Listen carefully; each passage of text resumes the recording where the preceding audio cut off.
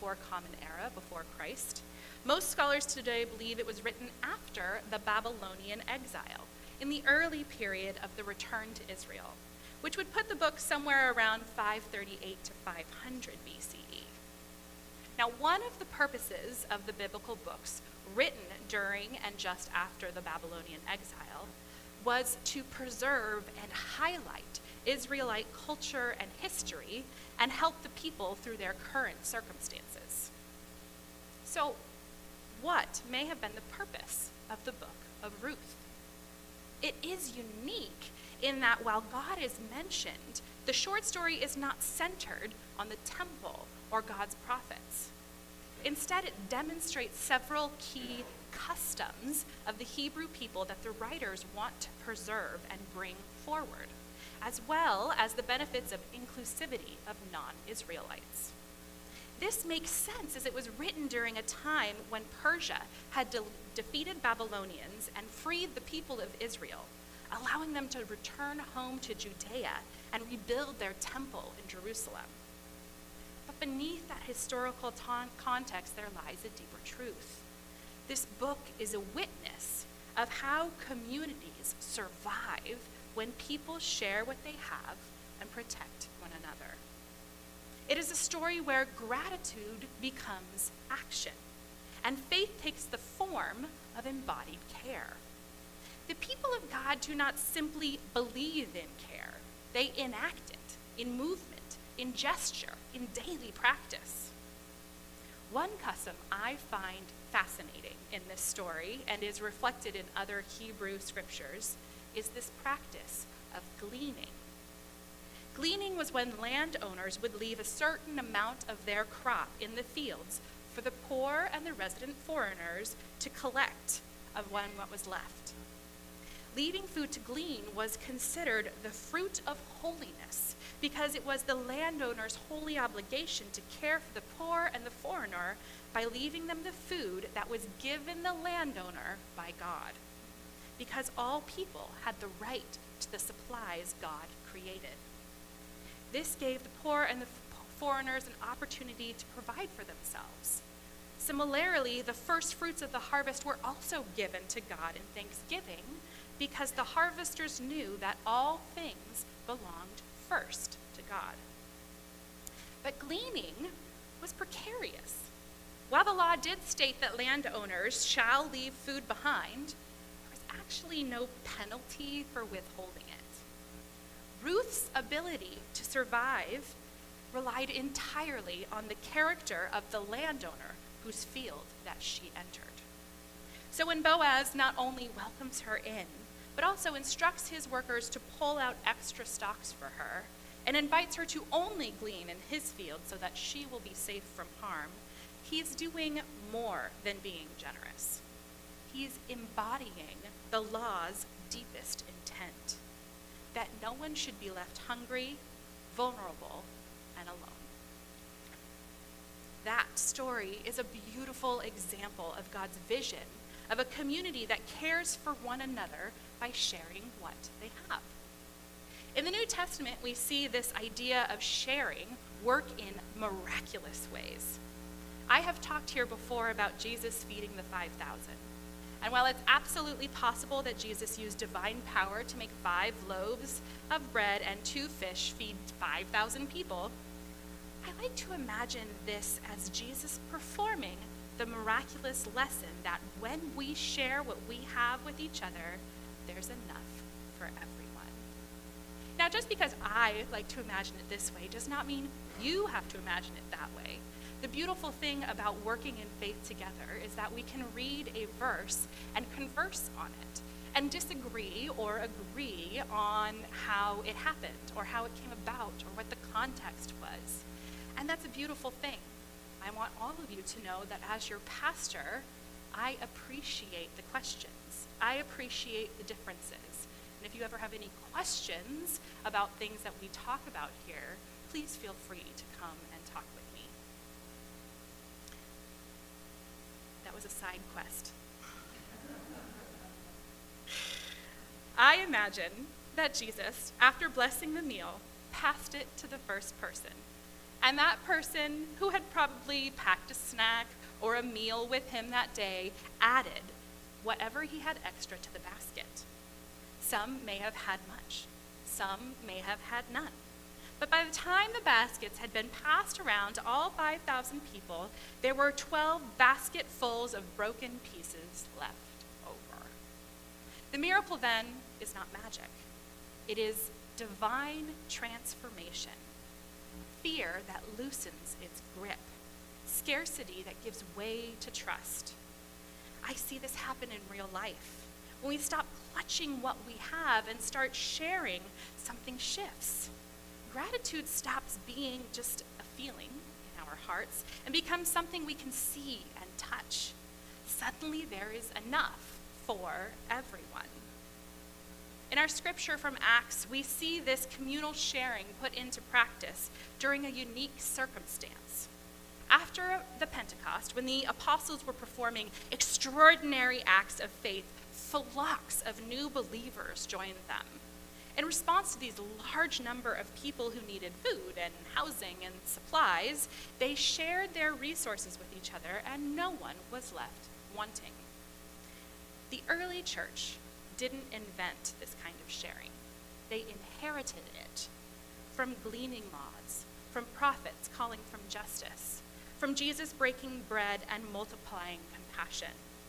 Their gratitude for the Spirit's power took shape in their bodies and their choices, in the giving away of resources so that the whole community could thrive.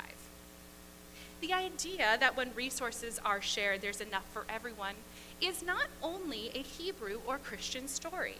It spans all nations. One of my favorite examples is something Dr. Robin Wall Kimmerer calls a covenant of reciprocity. A covenant of reciprocity. Reciprocity is a beautiful word, and it means the practice of exchanging things with others for mutual benefit. She writes, "We are all bound by a covenant of reciprocity. Plant breath for animal breath, winter and summer, predator and prey, grass and fire, night and day, living and dying.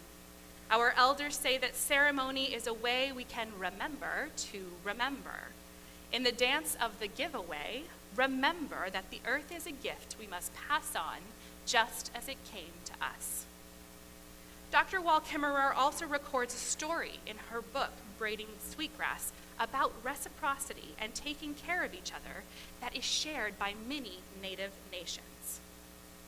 This is such a beautiful chapter, and I love it so much. I could have just read that whole thing for my sermon and not have to write anything. Instead, I printed it for you. So if you would like to read the chapter, because I love it so much, it's printed on the back table if you'd like to take one with you.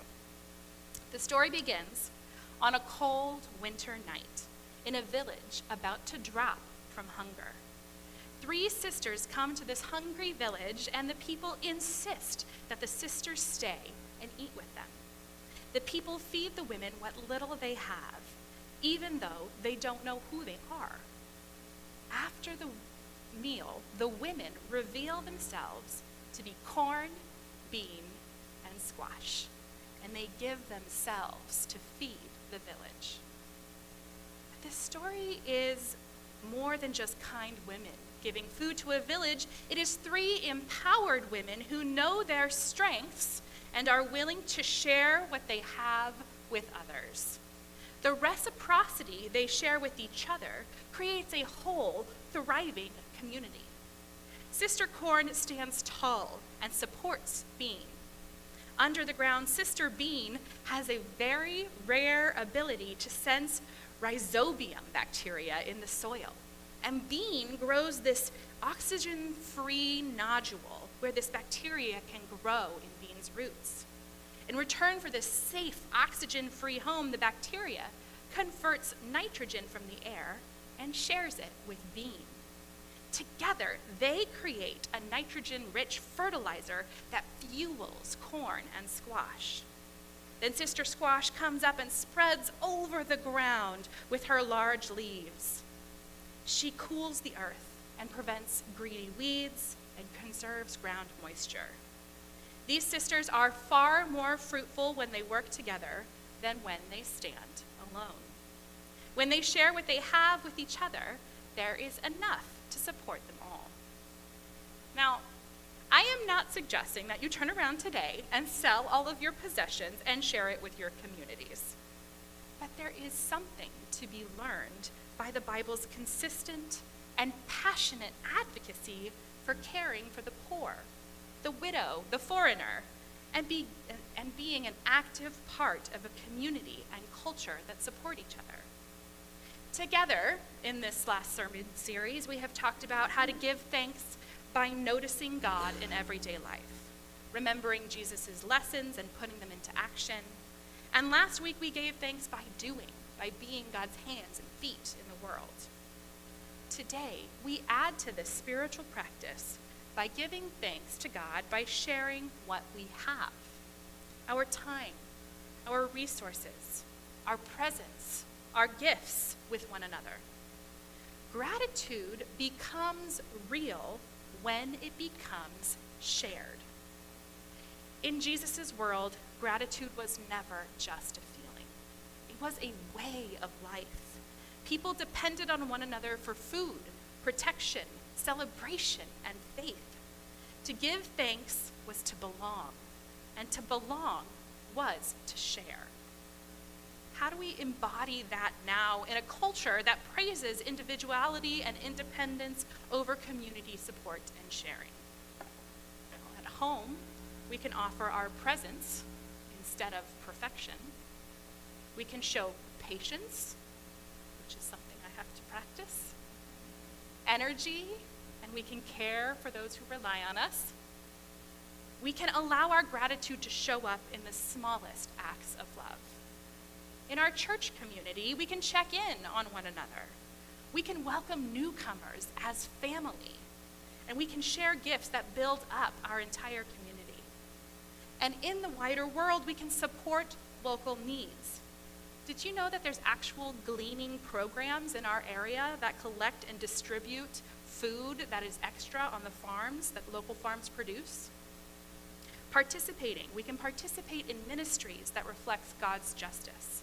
And we can practice generosity, not from abundance, but from trust that God has and will provide us with enough. We share because gratitude cannot stay still. When God has given to us love, breath, grace, community, the only faithful response is to let those gifts move through us and into the lives of others. Sharing becomes a form of praise, a way of saying thank you, not just with our words, but with our hands and our choices and our presence. When we give to one another, we are giving back to God, honoring the one who first shared everything with us. This is how we give thanks, by sharing. This is how we live God's vision for a community where no one is left hungry, on the edges,